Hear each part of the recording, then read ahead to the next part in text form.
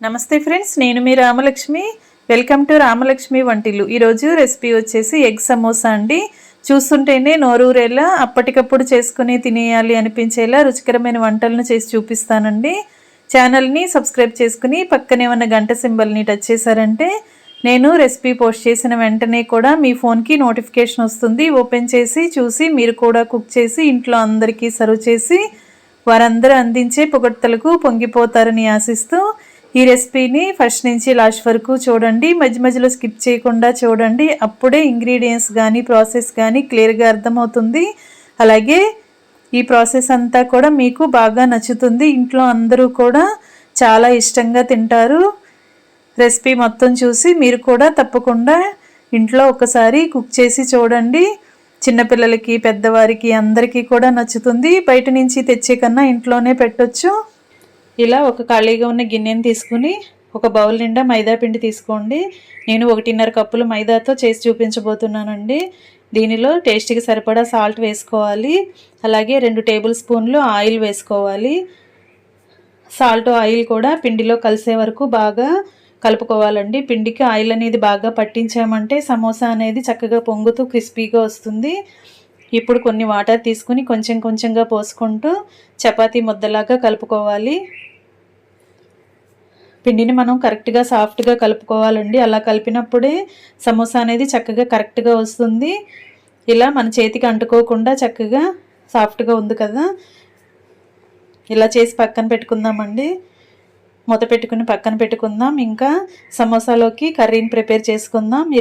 ఇలా 2 ఎగ్స్ తీసుకుని ఒక గిన్నెలో వేసుకుని కొన్ని వాటర్ పోసుకుని దానిలో కొంచెం గల్లు ఉప్పు వేసుకుని ఈ ఎగ్స్ని ఉడికించుకోవాలండి. ఉడికించిన తర్వాత నెక్స్ట్ ప్రాసెస్ అనేది మీకు చూపిస్తాను. ఎగ్స్ బాగా ఉడికిన తర్వాత దానిపైన ఉన్న స్కిన్ అంతా తీసేసుకోవాలి. తీసుకున్నాం కదా, వీటిని చాకుతో చిన్న చిన్న పీసెస్గా కట్ చేసుకోవాలండి. ఎగ్స్ని చిన్న చిన్న ముక్కలుగా చేసుకుని కప్పులో వేసుకుందాం.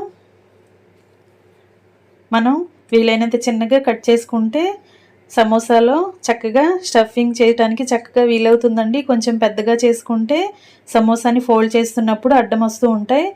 అందుకే ఇలా చిన్న చిన్న పీసెస్గా చేసుకోండి. నేను వీడియోలో చూపిస్తున్న విధంగా ముక్కలు ముక్కలుగా కట్ చేసుకుని దాని లోపల ఉన్న ఎగ్ కూడా ఎల్లో ఎగ్ కూడా చక్కగా కట్ చేసుకుని అవన్నీ కూడా కప్పులో వేసుకుని ఉంచుకుందాం. ఫ్రెండ్స్, నా ఛానల్ని మీరు ఫస్ట్ టైం చూస్తున్న వారైతే రన్ అవుతున్న వీడియో కింద రెడ్ కలర్లో సబ్స్క్రైబ్ అనే ఆప్షన్ ఉంటుంది కదా, దానిని టచ్ చేసి ఏఎల్ఎల్ ఆల్ అని బెల్ ఐకాన్ని కూడా యాక్టివేట్ చేయండి. నా ఛానల్ని సబ్స్క్రైబ్ చేసుకుంటే నేను పెట్టబోయే రెసిపీస్ అన్నీ కూడా డైలీ మీ ఫోన్కి నోటిఫికేషన్కి వస్తాయి. ఏ రోజు రెసిపీ ఆ రోజు ఓపెన్ చేయొచ్చు. ఫ్రెండ్స్, కర్రీ కోసం ఇలా 2 పెద్ద పెద్ద ఆనియన్స్ తీసుకుని ఇలా సన్న సన్న ముక్కలుగా కట్ చేసుకుని కప్పులో వేసుకుని పెట్టుకోండి. అలాగే 2 పచ్చిమిర్చి కూడా ముక్కలుగా చేసుకుని వేసుకోండి. కుకింగ్ స్టార్ట్ చేద్దాం. స్టవ్ వెలిగించుకొని కళాయి పెట్టుకుని 2 గరిటెలు ఆయిల్ పోసుకుని ఆయిల్ కాగిన తర్వాత 2 లవంగాలు అలాగే చిన్న దాల్చిన చెక్క వేసుకుని కట్ చేసి పెట్టుకున్న ఆనియన్స్ కూడా అలా వేసేసుకుని ఆయిల్లో ఫ్రై చేసుకుందాం.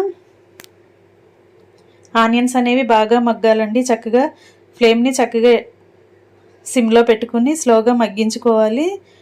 ఆనియన్స్ మగ్గటానికి టేస్ట్కి సరిపడా సాల్ట్ వేసుకోండి. అలాగే 1/2 టీ స్పూన్ పసుపు వేసుకోవాలి. సాల్ట్ పసుపు కూడా ఆనియన్స్కి పట్టే వరకు బాగా కలుపుకోవాలి. ఇలా కలుపుకున్నాం కదా, ఇప్పుడు 1 టేబుల్ స్పూన్ అల్లం వెల్లుల్లి పేస్ట్ కూడా వేసుకుందాం. అల్లం వెల్లుల్లి పేస్ట్ కూడా పచ్చివాసన పోయే వరకు ఆనియన్స్తో పాటుగా ఆయిల్లో ఫ్రై చేసుకుందామండి.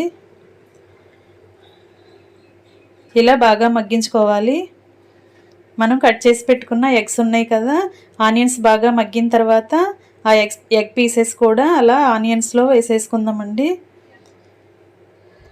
ఎగ్స్ వేసిన తర్వాత ఆనియన్స్ని ఎక్కువగా కలపకూడదు. కలిపామంటే ఇంకా చిన్న చిన్న ముక్కలుగా అయిపోయి ఎగ్ అంతా కూడా పేస్ట్ లాగా అయిపోయి కర్రీ తింటున్నప్పుడు మనం సమోసా తింటున్నప్పుడు పంటికి తగలకుండా సాఫ్ట్గా అయిపోతాయండి ఎగ్ పీసెస్ అనేవి. అందుకే ఇలా చిన్న చిన్న ముక్కలుగా కట్ చేసుకుని ఆయిల్లో వేసిన తర్వాత ఎక్కువగా మనం కలపకూడదు.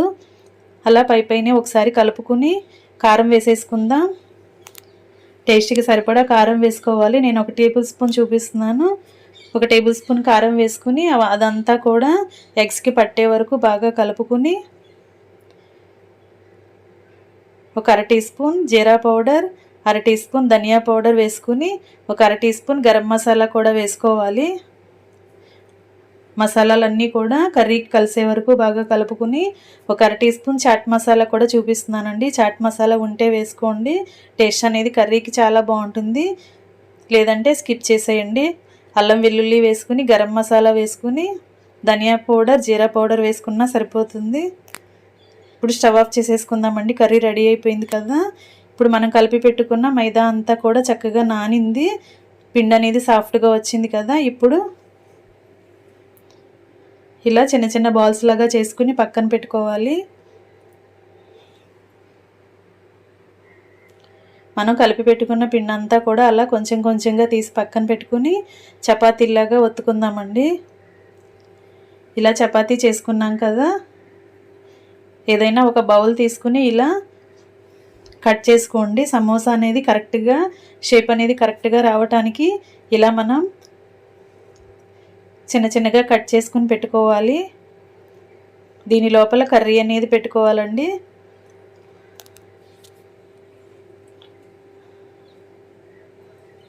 ఇలా పెట్టుకోవాలి. మనం కలిపి పెట్టుకున్న పిండి అంతా కూడా కరెక్ట్గా చపాతీలను ఒత్తుకుని చక్కగా పెట్టుకోండి. మనకి పెద్దగా మనం చపాతీ అనేది పెద్దగా చేసుకుంటే ఒకేసారి ఇలా చిన్న చిన్నగా కట్ చేసేసుకోవచ్చండి. బౌల్తో మనకి పని అనేది ఈజీ అవుతుంది. ఒక్కొక్కటి చేసే కన్నా ఇలా ఒకే చపాతీని పెద్దగా చేసుకుని ఇలా చిన్న చిన్నగా సర్కిల్స్ లాగా కట్ చేసుకుంటే సరిపోతుంది. ఇలా ఎక్సెస్ ఉన్న పిండి అంతా కూడా పక్కన పెట్టుకొని మళ్ళీ వాటిని కూడా చపాతీలాగా ఒత్తుకుని సేమ్ ఇదే ప్రాసెస్తో మరలా చేసుకోవాలండి సమోసాలని. ఇప్పుడు మనం ఉడికించి పెట్టుకున్న కర్రీని ఒక్కొక్క స్పూను అలా వేసుకోండి, మధ్యలో వేసుకోండి. సమోసా సైజుని బట్టి కర్రీ అనేది మీరు అడ్జస్ట్ చేసుకోవాలి. ఎక్కువగా కర్రీ పెట్టామంటే మనం అంచుల్ని ఫోల్డ్ చేస్తున్నప్పుడు కరెక్ట్గా అంటుకోకుండా ఆయిల్లో డీప్ ఫ్రై చేస్తున్నప్పుడు అవి ఓపెన్ అయిపోతాయండి. ఓపెన్ అయ్యాయి అంటే ఆ కర్రీ అంతా కూడా ఆయిల్లే కలిసిపోయే ఛాన్స్ ఉంటుంది, ఆయిల్ అంతా కూడా మాడిపోతుంది. అందుకే మనం కరెక్ట్గా చేసుకున్న సైజును చపాతీ సైజును బట్టి కర్రీ అనేది మనం అడ్జస్ట్ చేసుకుని చక్కగా కరెక్ట్గా అంచుల్ని ఫోల్డ్ చేసుకోవాలి. ఒకవేళ అంచులు అనేవి ఓపెన్ అయిపోతే కొంచెంగా వాటర్తో అంచులని తడిపి వాటిని కరెక్ట్గా ఫోల్డ్ చేసుకుని గట్టిగా నొక్కి పెట్టి ప్లేట్లో పెట్టేసుకుందామండి.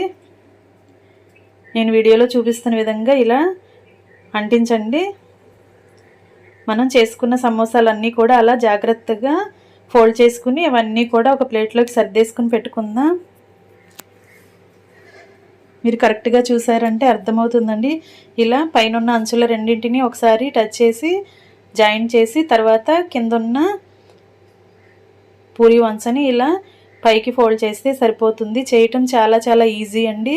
ఒకటి మనం చేసామంటే నెక్స్ట్ వన్నీ ఈజీగా వచ్చేస్తాయి. ఇలా జాగ్రత్తగా ఫోల్డ్ చేసుకుని అవన్నీ కూడా ఒక ప్లేట్లో పెట్టేసుకోవాలి. ఫ్రెండ్స్, ఈ రెసిపీ అనేది మీకు నచ్చితే లైక్ చేయండి. అలాగే ఈ వీడియోని మీ ఫ్రెండ్స్కి ఫ్యామిలీ మెంబర్స్కి కూడా షేర్ చేయండి. అలాగే ఫస్ట్ టైం చూస్తున్న వారైతే రన్ అవుతున్న వీడియో కింద రెడ్ కలర్ ఆప్షన్ టచ్ చేసి నా ఛానల్ని సబ్స్క్రైబ్ చేసుకోండి. నేను పెట్టబోయే రెసిపీస్ అన్నీ కూడా డైలీ మీ ఫోన్కు నోటిఫికేషన్కి వస్తాయి. ఏ రోజు రెసిపీ ఆ రోజు చూడొచ్చు. ఇంకా మొత్తం సమోసాలు రెడీ అయ్యాయి కదా. ఇంకా స్టవ్ వెలిగించుకొని కళాయి పెట్టుకుని డీప్ ఫ్రైకి సరిపడా ఆయిల్ పోసుకుని ఆయిల్ బాగా కాగిన తర్వాత ఇలా ఒక్కొక్కటి ఆయిల్లో వేసుకుని డీప్ ఫ్రై చేసుకుందామండి. మనం ఆయిల్తో పిండిని కలిపాం కదా, సమోసాలు అనేవి చక్కగా పొంగుతూ క్రిస్పీగా వస్తాయండి. చక్కగా జాగ్రత్తగా మనం డీప్ ఫ్రై చేసుకోవాలి. అలా ఆయిల్లో పట్టినన్ని వేసుకుని ఎక్కువగా వేయకుండా తక్కువగా వేసుకుని డీప్ ఫ్రై చేసుకోండి. మనం గరిటతో వెనక వైపుకి టర్న్ చేసినప్పుడు కూడా అంచులు అనేవి ఓపెన్ అవ్వకుండా జాగ్రత్తగా మీరు డీప్ ఫ్రై చేసుకోవాలి. ఇలా అన్నింటినీ మనం డీప్ ఫ్రై చేసుకుని రెండు వైపులా కూడా కరెక్ట్గా ఫ్రై అయిన తర్వాత అవన్నీ కూడా తీసుకుని ప్లేట్లో పెట్టేసుకుందాం. ఇలా కరెక్ట్గా క్రిస్పీగా ఫ్రై చేసుకుని అవన్నీ కూడా ఒక ప్లేట్లో పెట్టేసుకుని పక్కన పెట్టేసుకుందామండి. మీరు ఎప్పుడు ఆనియన్ సమోసా ఆలూ సమోసా అనేది కాకుండా ఇలా నాన్ వెజ్ అంటే ఎక్కువగా ఇష్టపడేవారు ఇలా ఎగ్ సమోసాలు కూడా ప్రిపేర్ చేసుకుని చక్కగా ఎంజాయ్ చేస్తూ తినొచ్చండి. రెసిపీ అనేది చాలా చాలా బాగుంటుంది. మనం అల్లం వెల్లుల్లి పేస్ట్తో పాటు గరం మసాలాలు అలాగే చాట్ మసాలా కూడా యాడ్ చేసాం కదా, కర్రీ టేస్ట్ అనేది చాలా చాలా బాగుంటుంది. ఇలా సమోసాతో మనం మసాలా పౌడర్స్తో ఉడికించిన కర్రీతో సమోసా అనేది తింటే చాలా చాలా టేస్టీగా ఉంటుంది. అలాగే చిన్నపిల్లలు కూడా ఎంజాయ్ చేస్తూ ఇష్టంగా తింటారు. మనం లోపల ఎగ్ పీసెస్ అనేవి పెట్టాం కదా, చాలా బాగుంటుంది, టేస్టీగా ఉంటుంది. రెసిపీ అనేది మీరు ఖచ్చితంగా ట్రై చేసి మీ ఫ్యామిలీకి కూడా సర్వ్ చేయండి. అలాగే నా రెసిపీ అనేది నచ్చితే లైక్ చేయటం మాత్రం మర్చిపోకండి. వీడియో అనేది మీ ఫ్రెండ్స్కి ఫ్యామిలీ మెంబర్స్కి కూడా షేర్ చేయండి. ఫ్రెండ్స్, మీ సపోర్ట్ చేస్తే నేను మరికొన్ని కొత్త కొత్త రెసిపీస్తో డైలీ మీ ముందుకు వస్తానండి. నా ఛానల్ని సబ్స్క్రైబ్ చేసుకున్న ప్రతి ఒక్కరికి థ్యాంక్ యూ సో మచ్ అండి. ఇలాగే నాకు మీరు సపోర్ట్ చేస్తూ ఎంకరేజ్ చేశారంటే మరికొన్ని కొత్త కొత్త రెసిపీస్తో డిఫరెంట్గా నా స్టైల్లో నేను రెసిపీస్ అనేవి పోస్ట్ చేస్తూ ఉంటాను. తప్పకుండా చూడండి. Thanks for watching. నేను మీ రామలక్ష్మి.